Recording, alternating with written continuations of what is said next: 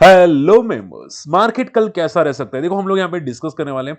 बहुत सारे स्टॉक में न्यूज आ रही है, म्यूचुअल फंड ने कौन कौन सा स्टॉक को खरीदा है और आप लोगों की क्वेरीज वो मैं यहाँ पे लेने की कोशिश जरूर करूंगा। ठीक है।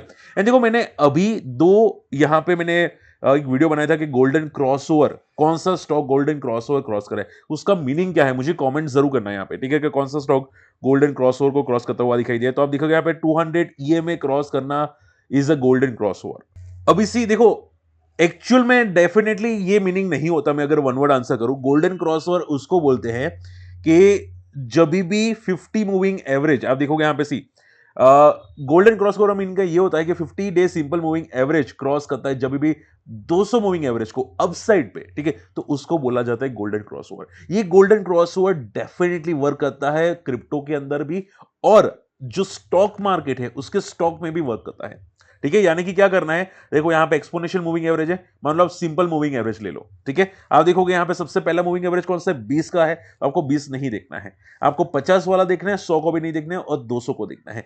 जब भी यहां पे आप देखोगे 50, ठीक है, यहां पे 200 मूविंग एवरेज 50 को अपसाइड पे क्रॉस करने की कोशिश करता है, ठीक है, तो उसको बोला जाता है यहां पे golden cross over. Down side पे क्रॉस नहीं होना चाहिए, अपसाइड पे क्रॉस होना चाहिए। ठीक है, उसको बोला जाता है गोल्डन क्रॉस ओवर। ठीक है, अगर गोल्डन क्रॉस ओवर होता है तो चांसेस हाई होते हैं कि बहुत सारे स्टॉक ऊपर जाने के चांसेस है। तो आपको अगर कोई स्टॉक सिलेक्शंस करना है, ठीक है, तो गोल्डन क्रॉस ओवर को जरूर देखो। ठीक है, गोल्डन क्रॉस ओवर को जरूर देखो। मान लो कोई स्टॉक, देखो अभी निफ्टी ने क्या किया, निफ्टी ने डाउन साइड पे क्रॉस ओवर जनरेट किया, यानी कि इसको बोलते हैं डेथ क्रॉस ओवर। ठीक है, डेथ क्रॉस ओवर बोलते हैं इसको। यहां पे जैसे कि आप देखोगे 50 मूविंग एवरेज यहां पे नीचे जाता हुआ दिखाई दिया 200 के। ठीक है, जब भी 50 मूविंग एवरेज यहां पे अपसाइड पे जाता है, 200 को काट के जाता है, ठीक है, तो स्टॉक ऊपर जाने की चांसेस हो जाते हैं। ठीक है, उसको बोलता है यहां पे गोल्डन क्रॉस ओवर। तो जब भी 50 मूविंग एवरेज अपसाइड पे काट के जाता है 200 को, वो पॉजिटिव हो जाता है। तो ऐसे स्टॉक ढूंढने की कोशिश करना जब मार्केट सपोर्ट पे आने की कोशिश करे। ठीक है, चलिए अब देखो यहां पे दो आज वीडियो रखे हैं। मार्केट आज कंफ्यूज क्यों था, क्या स्मॉल कैप बियर मार्केट में आ चुका है, और आप देखोगे यहां पे मैंने कुछ स्टॉक डिस्कस किए, बेल, पीटीसी, जेंटेक का स्टॉक, और उसके अलावा आज यहां पे कुछ स्टॉक दूसरे भी डिस्कस किए, like Gillette, Adani Wilmar, Persistent, LT Mindtree stock भी डिस्कस किए, जाके जरूर चेकआउट कर लेना। ठीक है, और इसमें कुछ अपडेट करने की कोशिश की। देखो मैं सिंपल में नहीं बताता, मैं आपको थोड़ा एडवांस बताता हूं। न्यूज सिर्फ डिस्कस नहीं करता, आगे क्या स्ट्रेटेजी हो सकती है हम लोग डिस्कस करते हैं। आप जाके जरूर चेकआउट कर सकते हैं, आपको पसंद आएगा। और देखो यहां पे कंफ्यूज मत होना, यहां पे मुझे काफी लोग मैसेज करते हैं कि सर मैं कंफ्यूज हो रहा हूं, आप डाउन साइड बोल रहे हैं मार्केट या अपसाइड पे। मैं डाउन साइड मार्केट नहीं बोल रहा हूं, जो न्यूज आ रही है वो मैं आपको बता रहा हूं। हालांकि पॉइंट ऑफ व्यू मेरा पॉजिटिव साइड पे ही है। ठीक है, point of view positive side पे है, लेकिन जो न्यूज आ रही है, न्यूज में ये बोला था स्मॉल कैप क्या बियर मार्केट में है। ठीक है, तो ये मेंशन करता हुआ दिखाई दिया। आप कंफ्यूज मत हो, लोग लोग बहुत कंफ्यूज हो जाते हैं, सिर्फ बैनर देख के कंफ्यूज हो जाते हैं। ठीक है, तो पॉइंट क्या आ जाता है, मार्केट में पैनिक ना करो, सिंपल वर्ड है। और मार्केट आज भी सपोर्ट लिया था। ठीक है, आप देखोगे निफ्टी निफ्टी ने आज भी सपोर्ट लेने की कोशिश की, पॉज बना रहा है। हालांकि एफओएमसी मीट है, ठीक है, यूएस मार्केट में, वो मीट क्या करेगी उस पर आगे थोड़ा बहुत शायद मोमेंटम डिसाइड हो सकता है। मार्केट सपोर्ट ले चुका है। ठीक है, स्मॉल कैप मिड कैप भी सपोर्ट ले चुका है। सिर्फ सपोर्ट किसने नहीं लिया है properly, small cap and micro cap यानी कि एसएमई स्टॉक्स, उसने अभी प्रॉपरली सपोर्ट लेने की कोशिश नहीं की है।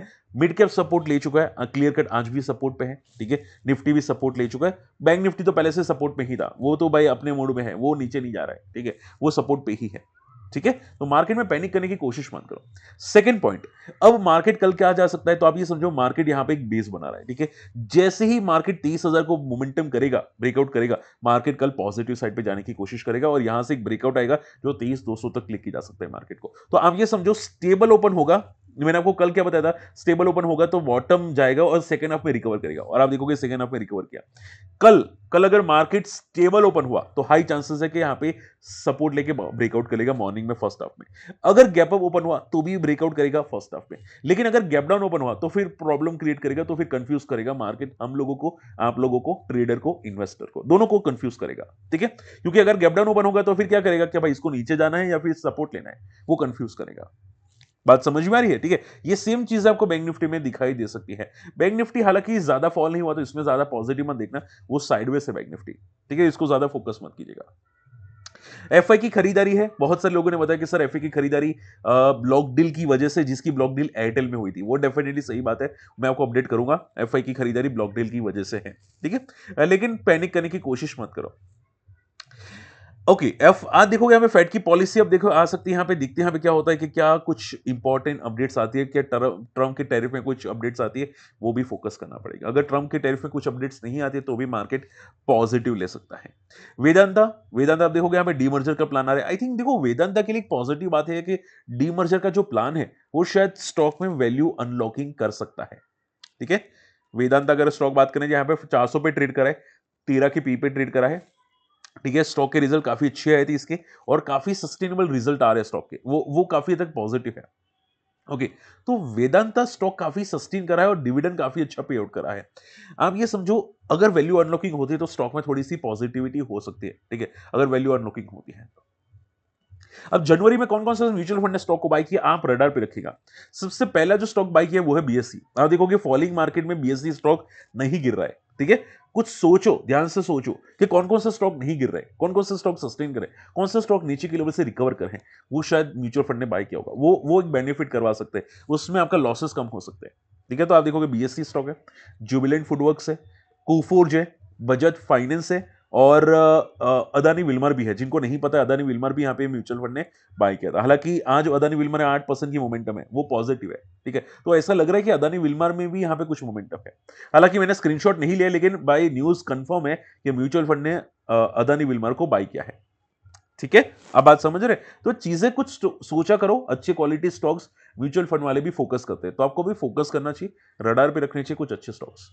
ठीक है, रही बात बीएससी स्टॉक की, तो देखो बीएससी में एक नेगेटिव पता है क्या है, बीएससी भी थोड़ा ओवर वैल्यूड है, 75 की पी पे ट्रेड करा है। ठीक है, तो कॉशियस रहना, ऐसा ना हो कि बीएससी की हालत सेम लाइक अदर स्टॉक्स जैसी हो जाए, सीडीएसएल या कोई और स्टॉक जैसी होती हुई आपको दिखाई दे। ठीक है, बीएससी सिर्फ ऊपर इसकी वजह से ट्रेड करा है क्योंकि एनएससी का आईपीओ आने वाला है। जैसे ही यहाँ पे दोनों आईपीओ आ जाएंगे, एनएससी का आईपीओ आ जाएगा, आपको प्रॉब्लम क्रिएट होती हुई दिखाई दे सकती है। तो कॉशियस रहना, फिर मत बोलना कि मैंने वार्न नहीं किया था।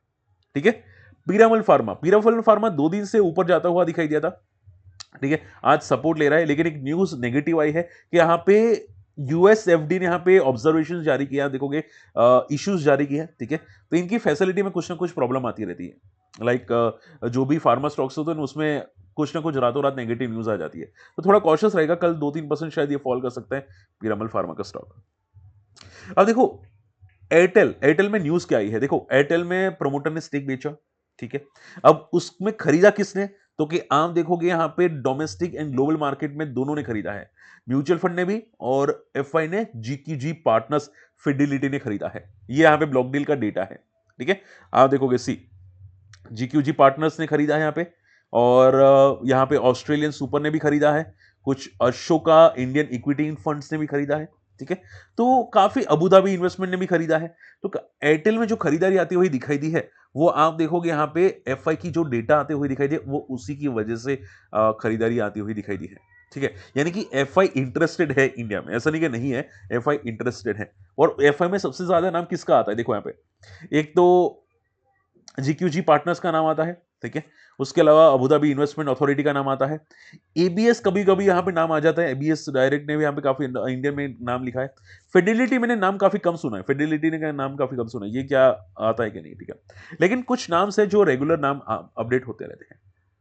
ठीक है, तो आप पूछेगा सर क्या इसकी वजह से कल भी मार्केट एफआई का डेटा नेगेटिव होगा, हो सकता है। अगर या सिर्फ ब्लॉक डील की वजह से एफआई ने खरीदारी की है, तो कल शायद डेटा तो भी नेगेटिव होने के चांसेस है, लेकिन देखते हैं यहाँ पे क्या सस्टेन करता है कि नहीं।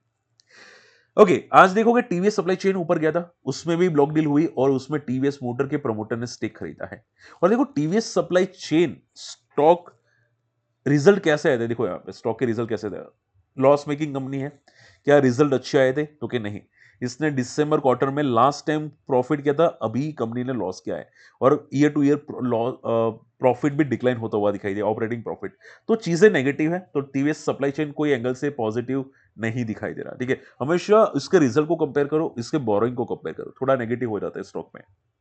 चलिए, ज्यादातर न्यूज तो कवर कर दिया, फटाफट आप लोगों की मैं क्वेरीज कवर करना चाहूंगा। सबसे पहली क्वेरी आ जाती है मदरसन सुमी की। ठीक है, दीप पटेल की। देखो मैं एक सिंपल चीज बोलूंगा, ध्यान से सुनो।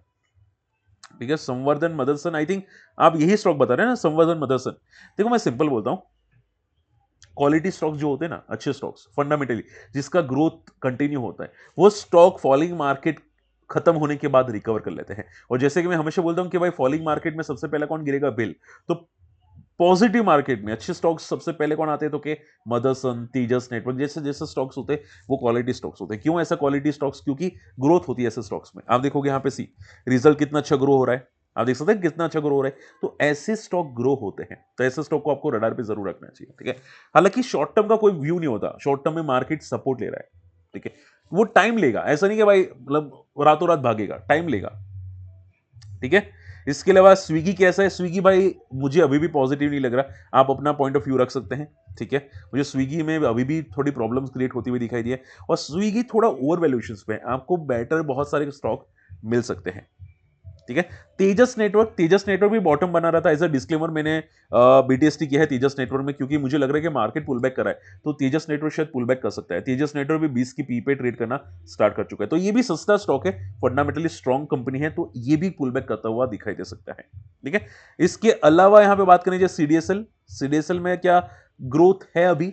देखो, जब तक मार्केट गिरेगा सीडीएसएल में भी यहां पे लोग प्रॉफिट बुक नहीं करेंगे। क्यों? क्योंकि इनके आने वाले क्वार्टर रिजल्ट वीक आएंगे। कैसे आएंगे? मार्केट गिरेगा तो लोग का पोर्टफोलियो स्टक हो जाएगा, लॉसेस ज्यादा होंगे, तो लोग बेच नहीं पाएंगे, इसकी वजह से इनका प्रॉफिट कम होगा, ठीक है। तो ये नेगेटिव हो सकती है, इसकी वजह से सीडीएसएल भी शायद शॉर्ट टर्म के लिए या मिड टर्म के लिए अच्छा ना हो, ठीक है। ये भी आपको गिरता हुआ आपको दिखाई दे। बाकी देखो, मैं कोई एडवाइस नहीं करूंगा, आप अपने डेफिनेटली फाइनेंशियल एडवाइजर से पूछ सकते हैं। मैं आपको समझाने की कोशिश करूं कि रिजल्ट की अनुमान क्या हो सकते हैं, क्या क्या आपको दिखाई दे सकते हैं, ठीक है। चलिए, होप आज का वीडियो पसंद है, समझ में होगा। वीडियो को लाइक जरूर कीजिएगा, आपकी एक लाइक मुझे सपोर्ट करती है, सपोर्ट कीजिएगा, लाइक कीजिएगा, और ऐसे मैं वीडियोस बनाता रहूंगा। एंड मुझे काफी लोगों के लाइक कमेंट्स आए थे, सर लाइव का वो स्ट्रेटेजी वाला वीडियो रखिएगा, तो मैं डेफिनेटली रखने की कोशिश करूंगा। आप हमारी इन्वेस्टर्स कम्युनिटी को ज्वाइन कर सकते हैं हमारे अकाउंट लिंक ओपन करके। मिलते हैं अगले वीडियो में, तब तक के लिए गुड बाय, जय हिंद।